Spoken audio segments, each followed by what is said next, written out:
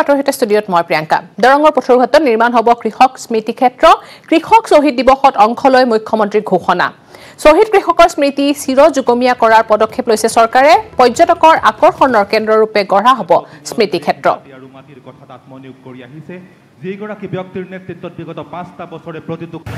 এটি সংকল্প আমি লৈছোঁ যে আগন্তুক দিনত বীৰ কৃষক শ্বহীদসকলৰ স্মৃতি চিৰযুগমীয়া কৰিবৰ বাবে তেখেতসকলৰ নামত স্মৃতি ক্ষেত্ৰ ইয়াত নিৰ্মাণ কৰা হ'ব আৰু যাতে দেশ বিদেশৰ পৰ্যটকসকলৰ বাবে এটা আকৰ্ষণীয় কেন্দ্ৰবিন্দু হিচাপে গঢ় লৈ উঠে স্থানীয় ৰাইজৰ সহযোগত।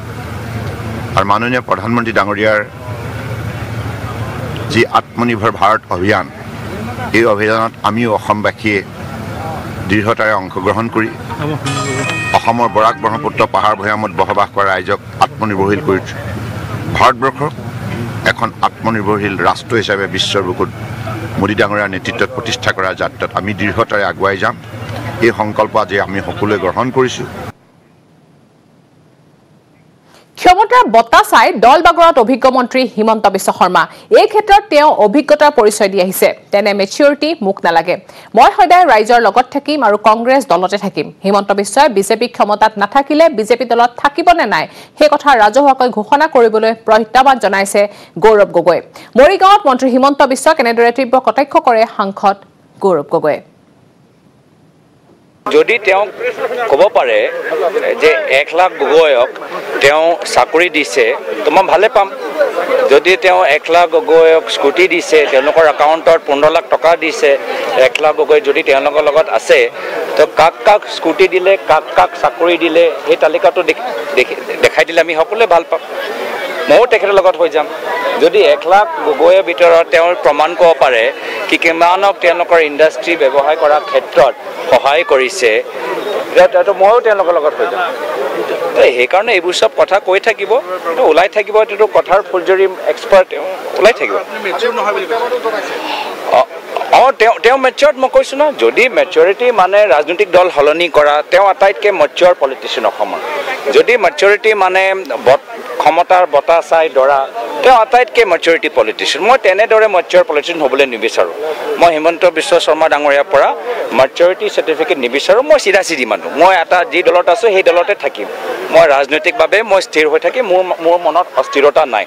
আৰু যদি তেওঁ একদম মেচিয়ৰ, তো আজিও তেওঁ কৈ দিয়ক কি আগন্তুক দিনত ক্ষমতা নাথাকিলেও যে তেওঁ বিজেপিৰ লগত থাকক, সেইটো ৰাজহুৱাভাৱে কৈ দিয়ক। মইতো চিধা মানুহ, মই কৈ দিম ক্ষমতা থাকক নাথাকক মই সদায় কংগ্ৰেছ কৰি যাম। অসমীয়াৰ ওপৰত চলিছে জৈৱিক আক্ৰমণ। ইনজেকশ্যন দি নিশাৰ ভিতৰতে ডাঙৰ কৰা হয় লাও বেঙেনা।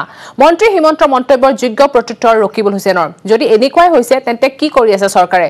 ইয়াৰ ফলত যদি ৰোগ বৃদ্ধি হৈছে তেন্তে স্বাস্থ্যমন্ত্ৰী হিচাপে ব্যৰ্থ হৈছে মন্ত্ৰী হিমন্ত বিশ্ব শৰ্মা।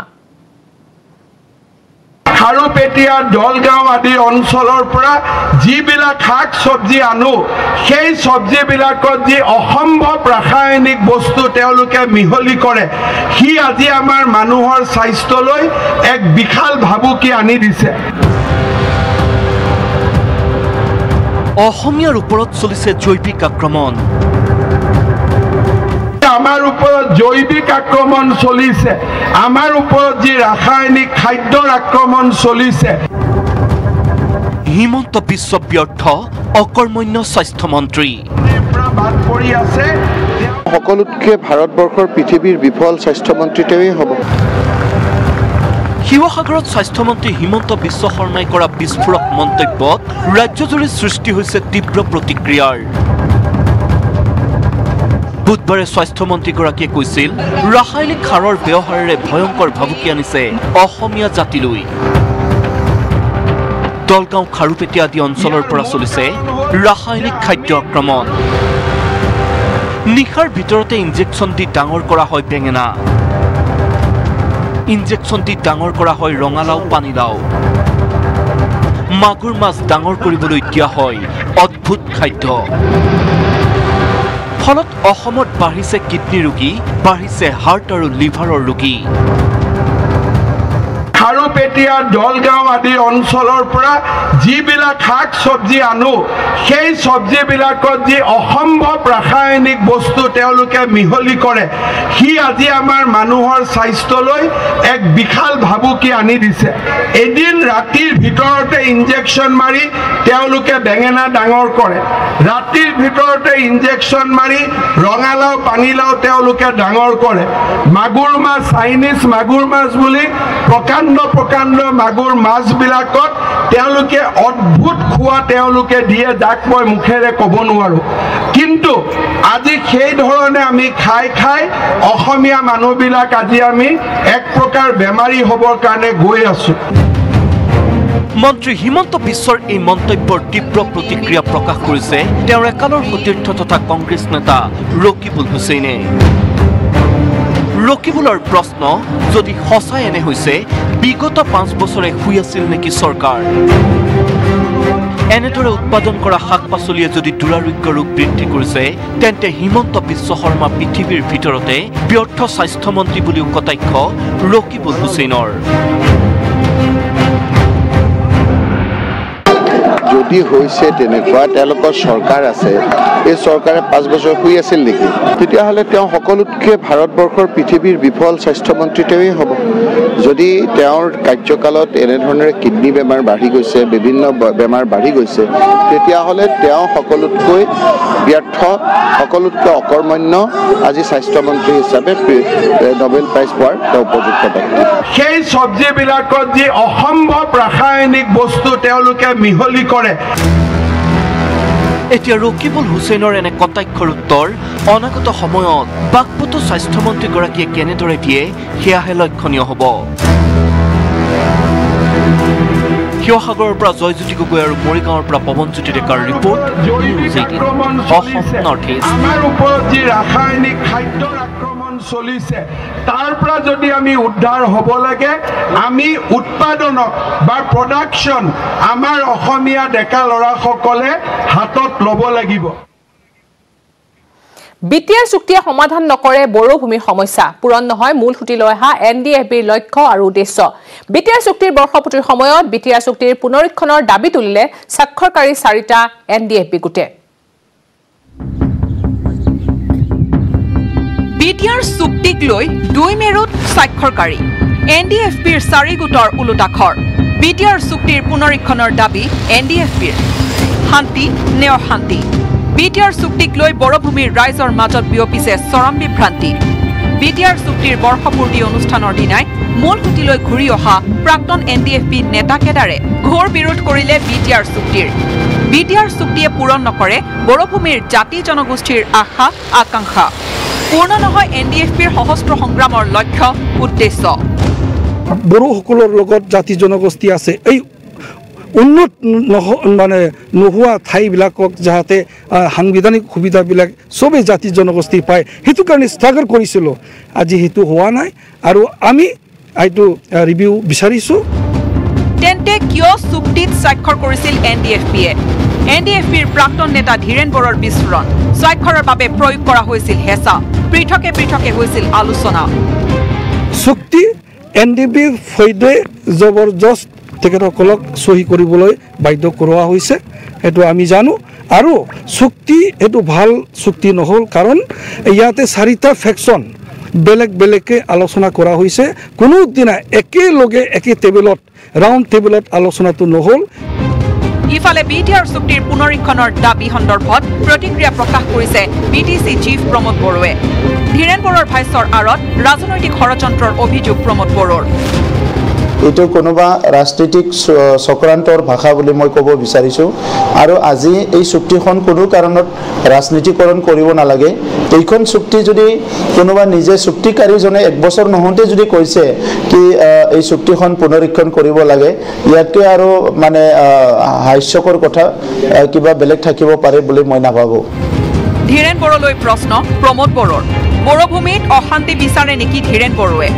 বড়োভূমিৰ বাসিন্দাক বিচলিত কৰিব খুজিছে ধীৰেন বড়োৱে আজি ধীৰেন বড়ো ডাঙৰীয়াই বিচাৰে কি পুনৰ NDFB ল'ৰাবিলাক গুলি খাওক মৰক নিজৰ মা দেউতাৰ পৰা দূৰত থাকি পেলাই গোটেই পৰিয়ালটো ধ্বংস হওক সেইটো ধীৰেন বড়ো ডাঙৰীয়াই বিচাৰে নেকি যদি নিবিচাৰে আজি শান্তি স্থাপন হ'ল এইটো যদি একচেপ্ট কৰিব নোৱাৰে আজি পুনৰ যদি তেখেতে কিবা অস্ত্ৰ ল'ব বিচাৰিছে কিবা সংগ্ৰাম কৰিব বিচাৰিছে এইটো নাজানো এইটো তেখেতৰ ব্যক্তিগত কথা হ'ব ইফালে বিটিআৰত চৰকাৰীভাৱে বিটিআৰ চুক্তিৰ বৰ্ষপূৰ্তি অনুষ্ঠানৰ বিপৰীতে বাক্সা জিলাৰ তামুলপুৰত দিনজোৰা কাৰ্যসূচীৰে NDFBৰ 4টা গোটে অনুষ্ঠিত কৰা সমাৰোহে বহন কৰিছে বিশেষ তাৎপৰ্য মুছলপুৰৰ পৰা মনোহৰ ৰাজবংশীৰ report news 18 Assam north east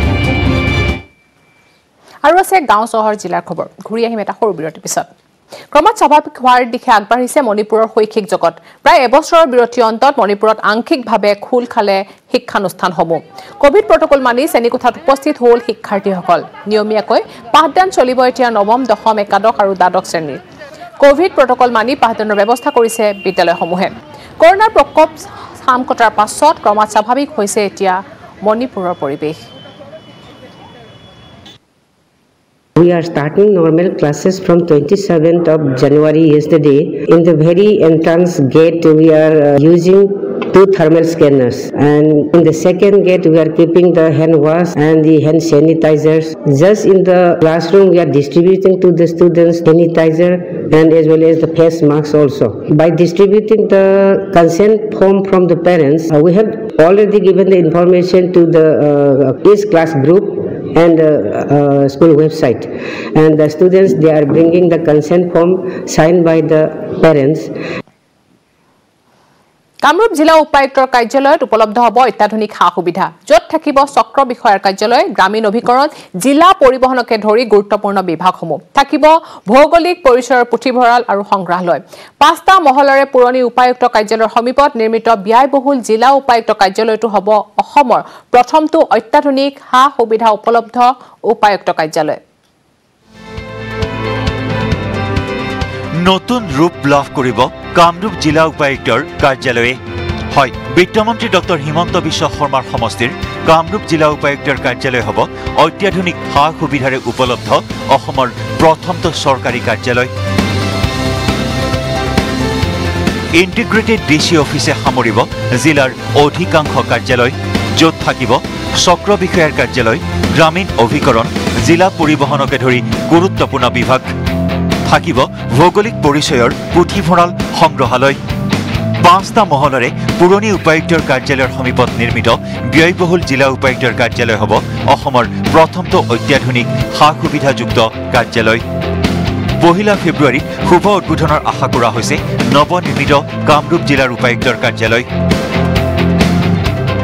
এই নতুন কাৰ্যালয় সন্দৰ্ভত উপায়ুক্ত কৈলাশ কাৰ্তিকে ক'লে এনেদৰে এটাই জায়গাতে তেওঁলোকৰ যিমান কাম কাজ আছে একেলগে তেওঁলোকে গোটেইকেইটা কমপ্লিট কৰিব পাৰিব আৰু এইটো এটা একেবাৰে মডাৰ্ণ ইনফ্ৰাষ্ট্ৰাকচাৰ উইথ ৱাইফাই এইবিলাক সব ফেচিলিটি আছে তো মই ভাবো যে এইটো এটা হিষ্টৰিক ডে হ'ব কামৰূপৰ কাৰণে অকল নহয় বাট ডিষ্ট্ৰিক্ট এডমিনিষ্ট্ৰেশ্যনৰ কাৰণে লক্ষণীয় যে সিদিনালৈ ভাড়াঘৰতে চৰকাৰী কাৰ্যালয় চলোৱা কামৰূপ জিলাৰ প্ৰতিটো কাৰ্যালয় এতিয়া আমিনগাঁৱত স্থাপন হৈছে কামৰূপ মহানগৰ গ্ৰাম্য উভয় জিলা কৃষি বিভাগ আৰু লোক নিৰ্মাণৰ কাৰ্যালয় আমিনগাঁৱলৈ স্থানান্তৰ কৰা হৈছে উত্তৰ গুৱাহাটী আৰক্ষী থানা সদৰ থানালৈ উন্নীত কৰি মুকলি দিশে আগবাঢ়িছে নতুন কাৰ্যালয় উত্তৰ গুৱাহাটীৰ পৰা ৰন্তু বৈশ্যৰ report news 18 Assam north east কৃষক আন্দোলনেৰে জড়িত অসমৰ কৃষকক আটক দিল্লীত অসমৰ পৰা গৈ অংশগ্ৰহণ কৰিছিল দিনেশ দাসে ৰাণীৰ কৃষক নেতা দিনেশ দাসক আজাৰা আৰক্ষীয়ে কৰিছে আটক অসমৰ পৰা দিল্লীলৈ গৈছিল 13 জনীয়া এটা দল বুধবাৰে বিয়লি অসমলৈ উভতি আহিছিল আৰু আজি আটক কৰিছে দিনেশ দাসক আৰক্ষীয়ে আটক কৰাৰ কাৰণ সন্দৰ্ভত দিয়া নাই এতিয়া স্পষ্টীকৰণ দাসক আজাৰা থানাৰ পৰা লৈ যোৱাৰ তথ্য আহিছে পোহৰলৈ কিন্তু অহা নাই দিনেশ দাসক বৰ্তমান কোৰ্ট ৰাখিছে তাৰ ৰক্ষাৰ ঠিকনা এতিয়ালৈকে হাতত আহি পৰা নাই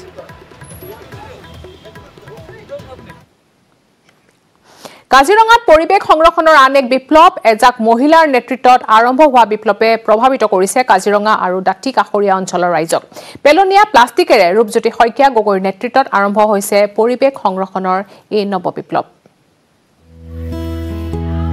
কাজিৰঙাৰ এগৰাকী উদ্যমী মহিলা ৰূপজ্যোতি শইকীয়া গগৈ। এইগৰাকী উদ্যমী মহিলা তথা শিল্পী ৰূপজ্যোতি শইকীয়া গগৈৰ উদ্যোগত পৰিৱেশ সংৰক্ষণৰ ক্ষেত্ৰত এক বিপ্লৱৰ জাগৰণ তুলিছে কাজিৰঙাত। হয়, পেলনীয়া প্লাষ্টিক বুটলি আনি নিৰ্মাণ কৰিছে নিত্য প্ৰয়োজনীয় ঘৰুৱা সামগ্ৰী। বিয়নী মেল পতাৰ পৰিৱৰ্তে ৰূপজ্যোতি শইকীয়া গগৈৰ নেতৃত্বত কাজিৰঙাৰ এজাক মহিলাই আৰম্ভ কৰিছে এক বিপ্লৱৰ।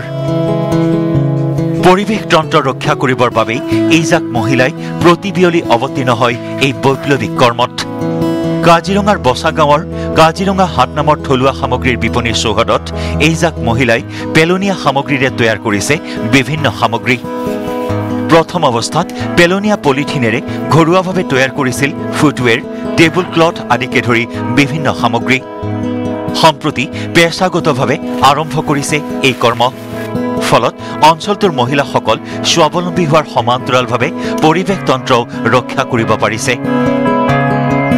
আমি দেখিছোঁ গাৰ্বেজবিলাক ৱেষ্টেজবিলাক য'তে ত'তে পেলায়, গতিকে আমি সেই সম্পৰ্কে আমি সজাগ হ'ব লাগিব আৰু তাৰ কাৰণেই আমি এই পদক্ষেপ হাতত লৈছোঁ আৰু বিভিন্ন ধৰণৰ সামগ্ৰীবোৰ আমি পেলনীয়া সামগ্ৰীৰ পৰা তৈয়াৰ কৰি উলিয়াইছোঁ।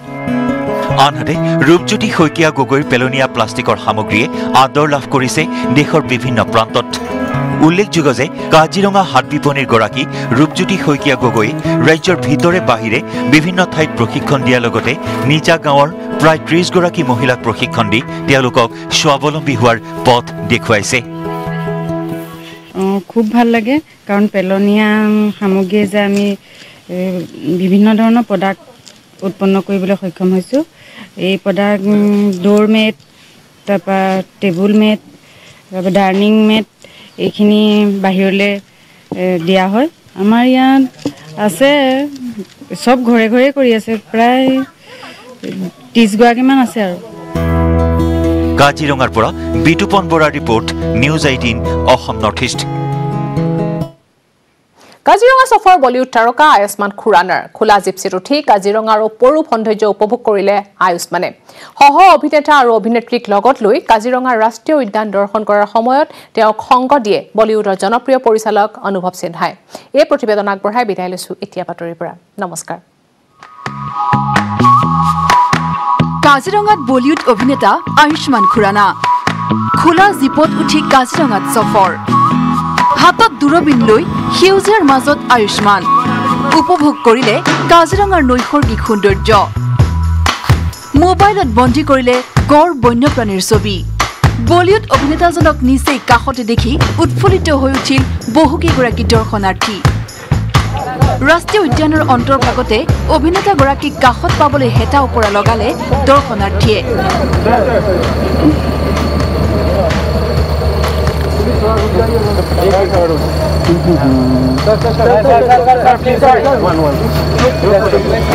এখন হিন্দী বোলছবিৰ চিত্ৰগ্ৰহণৰ বাবে কিছুদিন ধৰি কাজিৰঙাত বাহৰ পাতিছে বলিউডৰ ছুপাৰষ্টাৰ আয়ুষ্মান খুৰানাই।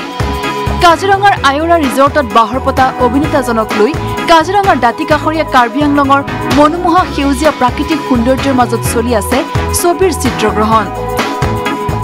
20 দিন ধৰি চলিব লগা চিত্ৰগ্ৰহণৰ মাজতে কিছু বিৰতি লৈ কাজিৰঙাৰ কহৰা বনাঞ্চলৰ অপৰূপ নৈসৰ্গিক সৌন্দৰ্যৰ লগতে গড়, হাতী, বন্য জীৱ-জন্তু প্ৰত্যক্ষ কৰিলে অভিনেতাগৰাকীয়ে।